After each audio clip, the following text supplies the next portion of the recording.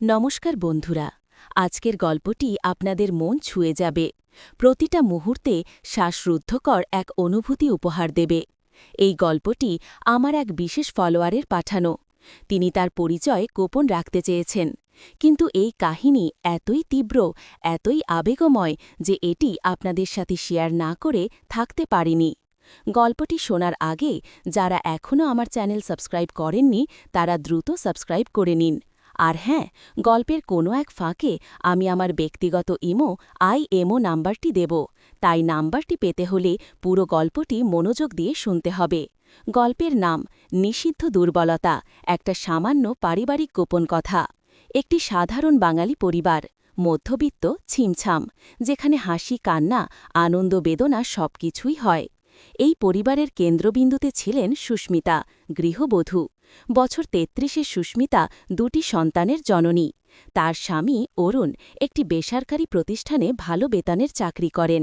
সংসার, সন্তান আর স্বামীর ব্যস্ততা, এই নিয়েই সুস্মিতার জীবন। কিন্তু মনের গভীরে কোথাও যেন এক অতৃপ্তি, এক চাপা দীর্ঘশ্বাস। অরুণকে ভালোবাসেন, শ্রদ্ধা করেন, কিন্তু সেই প্রথম বয়সের উন্মাদনা, সেই তীব্র আবেগ আজ যেন সবটাই ফিকে হলে গেছে। অরুণ ভালো স্বামী, ভালো বাবা, কিন্তু রোম্যান্সের দিক থেকে যেন একটু পিছিয়ে। বা বলা ভালো, সময়ের সাথে সাথে সেই ফুরসত বা ইচ্ছে কোনোটাই আর অবশিষ্ট নেই। এই পরিবারে অরুণ ছাড়াও ছিলেন তার ছোট ভাই তুষার।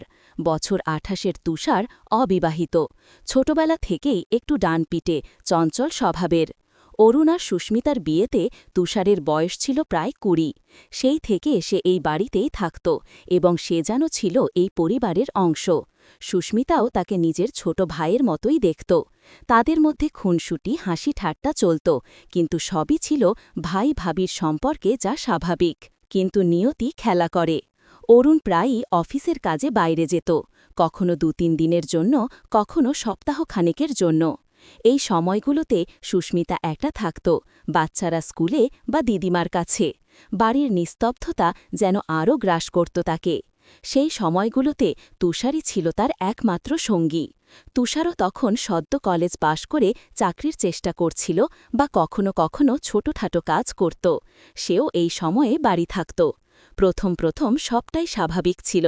রাতের বেলা একসাথে টিভি দেখা, হালকা গল্প করা, তুষারের আবদার মতো সুস্মিতার রান্না করা পছন্দের খাবার খাওয়া।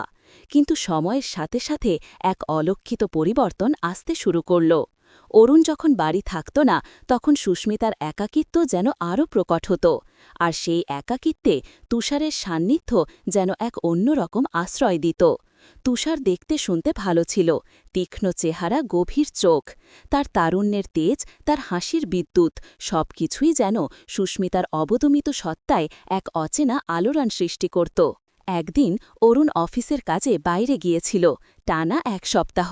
সুস্মিতা সেদিন রাতে ঘুমোতে পারছিল না, মনটা কেমন যেন ছটপট করছিল।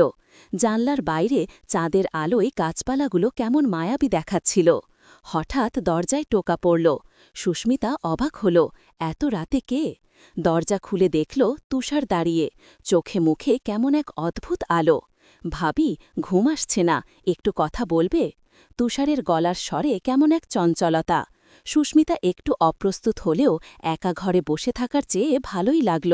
এসো বলে সে তুষারকে ঘরে ডেকে নিল। দুজন বসল সোফায়। বাইরে হালকা বৃষ্টির শব্দ। তুষার সুস্মিতার দিকে তাকাল। সেই দৃষ্টিতে কিছু একটা ছিল যা সুস্মিতার বুকটা ধুকপুক করে উঠল। তুষার আস্তে আস্তে সুস্মিতার হাতটা ধরল। সুস্মিতা চমকে উঠল, কিন্তু হাতটা সরিয়ে নিল না। তুষারের হাতের স্পর্শে কেমন এক উত্তাপ। ভাবি, তুষার ফিসফিস করে বলল, তোমাকে আমার খুব ভালো লাগে। সুস্মিতার হৃৎপিণ্ডটা যেন গলায় এসে আটকে গেল। সে কিছু বলতে পারল না। তুষার আরও একটু এগিয়ে এলো। তার শ্বাস-প্রশ্বাস সুস্মিতার মুখে এসে লাগছিল। সুস্মিতার শরীরের সব শিরা উপশিরা যেন টানটান হয়ে উঠল। এই নিষিদ্ধ টান, এই বিপজ্জনক আকর্ষণ সে এতদিন নিজের মনে চেপে রেখেছিল। আজ তুষারের এই অকপট স্বীকারোক্তি যেন সেই চাপা আগুনকে উস্কে দিল। তুষার আস্তে আস্তে মুখের ওপর হাত রাখল। তার আঙুলগুলো সুস্মিতার গাল বেয়ে নেমে এলো। সুস্মিতার শরীর কাঁপতে লাগল। সে চোখ বন্ধ করে ফেলল। এরপর যা হল তা ছিল এক নিষিদ্ধ স্বপ্নের মতো। তুষার সুস্মিতাকে জড়িয়ে ধরল। সেই আলিঙ্গন ছিল আদিম, তীব্র। সুস্মিতা নিজেকে ছাড়িয়ে নিতে পারল না, বা হয়তো চায়ও নি। অরুণ যখন বাড়িতে থাকত না, তখন সে যে শূন্যতা অনুভব করত, তুষারের এই স্পর্শ যেন সেই শূন্যতাকেই ভরিয়ে দিল। সেই রাতে, সেই অলক্ষিত মুহূর্তে দুই শরীরের মধ্যে এক অভূতপূর্ব মিল হল, এক নিষিদ্ধ মিলন, যা ভালোবাসার চেয়েও বেশি ছিল তীব্র আকাঙ্ক্ষা, চাপা আবেগ আর এক অনুভূত রোমাঞ্চে ভরা। কিন্তু এই নিষিদ্ধ আনন্দ দীর্ঘস্থায়ী হল না। কিছুদিন পর এক ভয়ঙ্কর সত্য সুস্মিতার সামনে এল। তুষার তার নিজের স্বার্থসিদ্ধির জন্য এই ঘটনাকে ব্যবহার করতে শুরু করল। তুষার সেই রাতের কিছু মুহূর্তের ভিডিও বা ছবি নাকি তুলে রেখেছিল। সে সুস্মিতাকে ব্ল্যাকমেল করতে শুরু করল। ভাবি, তুমি তো জানো সেদিন রাতে কি হয়েছিল। অরুণ যদি জানে তাহলে কি হবে? তুষারের গলার স্বরে শীতলতা। তুমি আমাকে টাকা দেবে, অথবা আমি সব বলে দেব। সুস্মিতার পৃথিবী দুলে উঠল। সে ভয়ে জমে গেল। অরুণকে সে অসম্ভব ভালোবাসত, সম্মান করত। তার এই গোপন কথা যদি প্রকাশ হয়ে যায়, তাহলে সব শেষ হয়ে যাবে। নিজের সম্মান, নিজের পরিবার, সন্তানদের মুখের দিকে সে কিভাবে তাকাবে? তুষার তাকে এক কোণে ঠেলে দিয়েছিল। কি চাই তোমার? সুস্মিতার গলা কাঁপছিল। টাকা, অনেক টাকা। আর আর তুমি যা আমার দিকে একদিন এগিয়ে এসেছিলে তা আমাকে আরও দিতে হবে। তুষারের চোখে মুখে তখন লোভের ঝলক। এইভাবে শুরু হল এক অনৈতিক চুক্তি। সুস্মিতা বাধ্য হল তুষারের সব দাবি মেনাতে, টাকা দেওয়া আর নিজের শরীরের বিনিময়ে নিজের গোপন কথাকে লুকিয়ে রাখা। প্রতিবার যখন অরুণ বাইরে থাকত, তুষার তার সুযোগ নিত। সুস্মিতা ঘৃণা করত নিজেকে, ঘৃণা করত এই পরিস্থিতিকে, কিন্তু ভয় তাকে গ্রাস করে রেখেছিল। প্রতিবার তুষারের সান্নিধ্যে সে শরীর দিত, কিন্তু মনটা যেন মরে যেত। তার নিজের অজান্তেই সে এক নিষিদ্ধ খাঁচায় বন্দী হয়ে পড়েছিল। সেই স্পর্শ, যা একদিন তাকে এক অনুভূত সুখের চূড়ায় নিয়ে গিয়েছিল, আজ তা যেন এক অভিশাপ। তুষারের প্রতিটি ছোঁয়া, প্রতিটি চুম্বন তার কাছে নরকের শামিল। সে নিজেকে সব সময় পাহারা দিত, নিজের মনকে বোঝাত যে এটা কেবলই এক কর্তব্য। কিন্তু মনের ভেতর কোথাও যেন সেই প্রথম রাতের নেশা, সেই নিষিদ্ধ দুর্বলতা এখনও রয়ে গেছে। তুষারও বুঝতে পারত সুস্মিতা তাকে ঘৃণা করে, কিন্তু তার এই ঘৃণা, এই ভয়ই যেন তাকে আরও বেশি করে উত্তেজিত করত। সে এই খেলার উপভোগ করত। একদিন অরুণ একটু তাড়াতাড়ি বাড়ি ফিরে এলো। সেদিন ছিল তুষারের ব্ল্যাকমেলের সবচেয়ে কঠিন সময়। তুষার সুস্মিতাকে একটি বড় অঙ্কের টাকা দাবি করেছিল, এবং সেই সাথে কিছু অন্যরকম জিনিসের বায়না করেছিল। সুস্মিতা কিছুতেই রাজি হচ্ছিল না। তাদের মধ্যে তীব্র বাদানুবাদ চলছিল যখন অরুণ হঠাৎ ঘরে ঢুকল। দরজা খুলে অরুণ হতবাক। সে দেখল তুষার আর সুস্মিতা একে অপরের খুব কাছাকাছি দাঁড়িয়ে। তুষারের চোখে মুখে এক উদ্ধত হাসি, আর সুস্মিতার চোখে মুখে এক মূর্তিমান ভয়। অরুণ কিছু বুঝতে পারল না, কিন্তু পরিস্থিতিটা অস্বাভাবিক ছিল। কি হচ্ছে এখানে? অরুণের গলার স্বর গম্ভীর।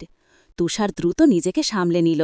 কিছু না দাদা, ভাবি একটু মনমরা ছিল, তাই কথা বলছিলাম। সুস্মিতা কিছু বলতে পারল না। তার মুখ দিয়ে কোনো শব্দ বের হচ্ছিল না। সে কেবল অরুণের দিকে তাকিয়ে রইল, চোখে আকুতি। অরুণ বুঝতে পারল কিছু একটা গুরুতর সমস্যা হয়েছে। সে সুস্মিতার দিকে এগিয়ে গেল। কি হয়েছে সুস্মিতা? তোমার মুখ এমন দেখাচ্ছে কেন? তুষার কি বলছিল? অরুণ সুস্মিতার মুখের কাছে মুখ নিয়ে এলো। সুস্মিতা তখন টালমাটাল, একদিকে ভয়, অন্যদিকে অপরাধবোধ। সে কি সত্যি বলবে, নাকি সব চেপে যাবে? কিন্তু তুষারের চোখে সেই তাচ্ছিল্যের হাসি, সেই ব্ল্যাকমেলের ভয় তাকে তাড়িয়ে নিয়ে বেড়াচ্ছে। সে জানে এই মুহূর্তে সে যদি সত্যিটা বলে দেয়, তাহলে তার সম্মান ধুলোয় মিশে যাবে। কিন্তু যদি না বলে, তাহলে হয়তো আজ বা কাল তুষার সব প্রকাশ করে দেবে। ঠিক সেই মুহূর্তে সুস্মিতার মনে পড়ল সেই রাতের কথা। প্রথম স্পর্শ, প্রথম চুম্বনের রেশ, সেই তীব্র অনুভূতি যা তাকে অন্ধ করে দিয়েছিল। তুষারের সেই লালসাপূর্ণ চোখ, যা তাকে আজ এই বিপদে ফেলেছে। কিন্তু সেই অনুভূতির সাথে মিশেছিল এক অদ্ভুত টান, এক নিষিদ্ধ আকর্ষণ। অরুণের চোখে চোখ রেখে সুস্মিতা ভাবতে লাগল, এই কি সেই সুযোগ? এই কি সেই মুহূর্ত যখন সে সবকিছু পরিষ্কার করে দিতে পারে? নাকি সে আরও একবার এই নরক যন্ত্রণা সহ্য করবে? অরুণ সুস্মিতার হাতের ওপর হাত রাখল। সুস্মিতা, আমায় বলো, কি হয়েছে? সুস্মিতার বুকের ভেতরটা ধুকপুক করছে। তার সামনে দুটি পথ। একটি হল সত্যি বলে সব শেষ করে দেওয়া, আরেকটি হল মিথ্যা বলে নিজেকে আরও গভীরে ডুবিয়ে দেওয়া। সে তুষারের দিকে তাকাল। তুষারের চোখে মুখে এক চাপা উত্তেজনা। সে কি অপেক্ষা করছে? সুস্মিতার মুখ থেকে কি বেরোবে? সুস্মিতা গভীর শ্বাস নিল। তার ঠোঁট কাঁপছে। সে কি বলবে? সে কি তার স্বামীর কাছে সব স্বীকার করবে, নাকি তুষারের ব্ল্যাকমেলের কাছে আবার হার মেনে নেবে? এই টানটান উত্তেজনার মুহূর্তে সুস্মিতা অরুণের দিকে তাকিয়ে একটা শব্দ উচ্চারণ করতে যাচ্ছিল। ঠিক তখনই এখানে গল্পটি শেষ করা হলো। আপনারা কি চান আমি এই গল্পটির দ্বিতীয় পর্ব নিয়ে আসি? কমেন্ট করে অবশ্যই জানাবেন। আর হ্যাঁ, যারা এখনও সাবস্ক্রাইব করেননি তারা এখনই সাবস্ক্রাইব করুন।